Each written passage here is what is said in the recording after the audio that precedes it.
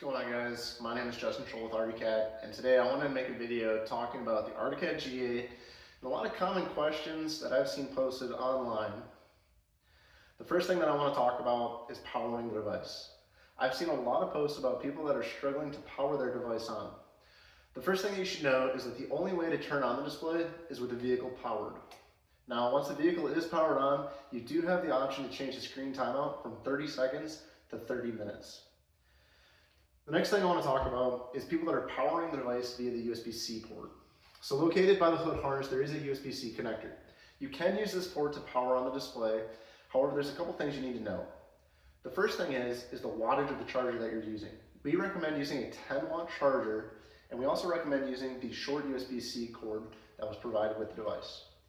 Now, if your device is completely dead, it may take a little bit for the device to actually charge before it will come on. If the device does not power on, this could be an indication that you are using a lower wattage charger. Now, you can also plug your device into the computer, and as long as it has a little bit of charge, it will come on. But you will notice that sometimes, if you have insufficient power, you will get this message on the screen here by scrolling down where it says insufficient power. This is a good indication that the charging port that you're using, or the charger that you're using, has lower wattage than what is required to actually charge the device. So the next thing I want to talk about is software updates. If you're ever experiencing any issues with your device, the number one thing to do first is make sure that you are running the latest software. Now, one particular issue that I want to highlight is the issue where devices aren't staying on the main drive screen. Now, you've may seen this where devices will pull up the main drive screen for a few seconds and then they'll default back to this screen. And no matter what you do, every single time you select this drive screen, it'll go back. Now, this was a software glitch that was caught and fixed, but it was right after a few devices had actually already been shipped. So the easiest way to correct this issue is to first go into settings and updates. You're going to check for updates, and if there is a software update available, you're going to want to select it and you're going to want to download it. Now, after you've downloaded your software, the next thing you're going to do is perform a factory data reset. Now, a factory data reset can actually fix a lot of issues.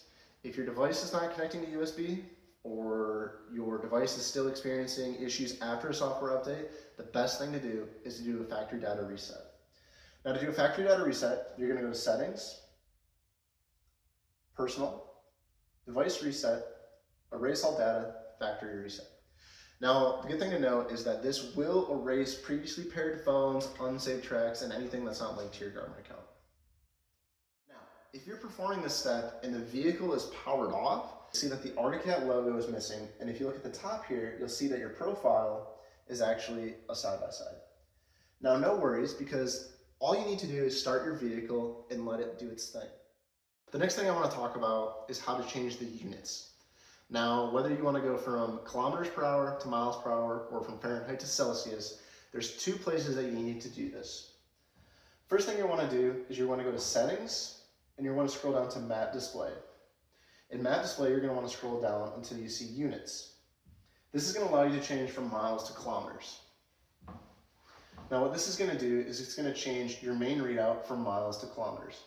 Now, next is going to be any of your temperatures. If you want to go from Fahrenheit to Celsius, you actually want to go into Settings, and you're going to go down to Personal, and you're going to go down to Language and Input.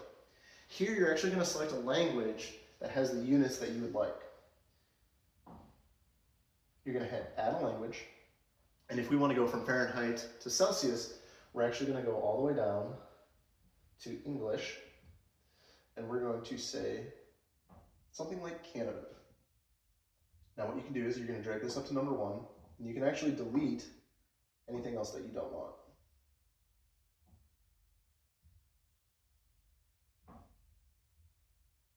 And you'll notice that that'll change your units. Now, one last thing that I want to mention is a new feature that we have coming, and it's actually called Outdoor Maps Plus from Garmin. Our devices are now supporting a new subscription-based service from Garmin called Outdoor Maps Plus. Now, this is actually going to give you a range of premium mapping layers, and one of the new ones that's included is actually avalanche risk reporting, slope angle, and slope aspect. So it's actually really geared towards a lot of snowmobiling.